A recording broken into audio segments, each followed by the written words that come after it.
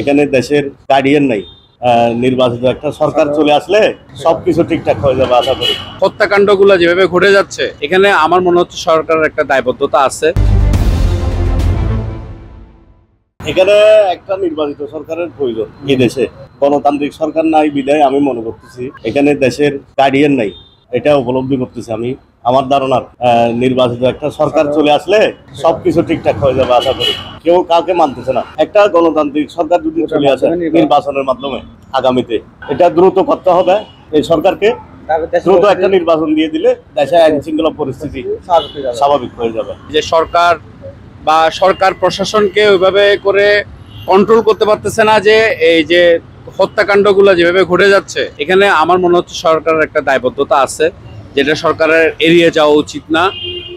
এই তো আমি রিকোয়েস্ট করব সরকারকে যেন তারা প্রশাসনিক ইয়াটাকে একটু মজবুত করার জন্য উদ্যত হয় আর কি। এক কথায় নির্বাচন প্রয়োজন, নতুন একটা সরকারের প্রয়োজন। সরকার আসলে ইনশাল্লাহ সবকিছু আবার সুগঠিতভাবে গঠিত হবে। আমাদের যে বর্তমান অন্তর্বর্তীকালীন সরকার গঠন করা হয়েছে,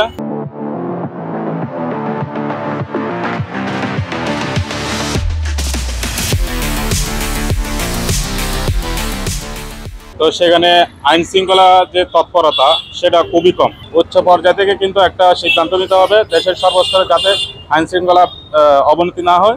আমি মনে করি সকল ক্ষমতার উৎস হচ্ছে সরকার না বা রাষ্ট্র না, সকল ক্ষমতার উৎস হচ্ছে জনগণ। জনগণ চাইলে কিন্তু একটা দেশকে সুষ্ঠুভাবে পরিচালনা করা যায়, সুন্দরভাবে পরিচালনা করা যায়। আমি বলবো প্রথমত কারণ হচ্ছে এটা রাজনৈতিক প্রতিহিংসা, যেটা খুনের পরিমাণ হচ্ছে রাজনৈতিক প্রতিহিংসা। একে অন্যের প্রতি মনোভাবটা আছে, আগে যা করছে ফলাফল ওটা কর্মের ফলাফল পাচ্ছে। আর দর্শন বলতে আপনার দর্শন জিনিসটা আগে হয়তো এটা আগে মানুষ বলার সাহস হইতো না। একটা মেয়ে আপনার বলেন যে থানা মামলা করতে গেলে এটা নিয়ে হয়রানির শিকার হতো, থানায় মামলা নিত না। যেখানে 16 বছরের সেট আপ ছিল, কারণ পুলিশ প্রশাসন আমলা ওরা তো চেঞ্জ হয় নাই, চেঞ্জ হয়েছে, ওরা তো কাজ করতেছে না। আপনার অন্তর্বর্তীকালীন সরকার আপনার আমাদের ইউনুস স্যার উনি তো কাজ করার জন্য নির্দেশনা দিলে ওনারা কাজ করতেছে না, ওনারা অবহেলা করতেছে। বিপ্লব পরবর্তীতে একটা সরকার গঠন হলে তার সর্বদিক দিয়ে গঠন হইতে হবে। আমলা বলেন, প্রশাসন বলেন, পুলিশ বলেন, সর্বক্ষেত্রে গঠন হলে জিনিসটা আইন যেটা প্রয়োগ করবে এটা কার্যকর হবে, তা না হলে কার্যকর হবে না।